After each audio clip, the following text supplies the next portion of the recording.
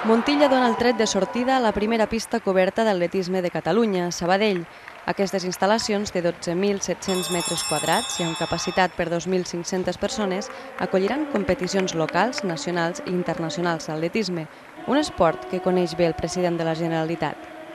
En una pràctica esportiva que jo vaig practicar des de molt jove i fa molts anys que vaig deixar de practicar, quan evidentment les instal·lacions eren d'un altre tipus i alguns dels atletes de fa molts anys segur que recordareu les pistes de cendra, quan fins i tot el tartan era un luxe. Amb aquest projecte, que ha costat més de 12 milions d'euros i que suma les més de 600 instal·lacions esportives existents a Catalunya, continua la cursa del govern cap a l'impuls de l'esport al nostre país. És així com el país avança, sobre la base de sumar esforços, des del govern espanyol fins a l'administració local i el govern de Catalunya, la complicitat amb la societat civil, amb les federacions. Això és fer país. Fer país no és fer proclames ni fer retòrica, també es fa país fent instal·lacions com aquestes.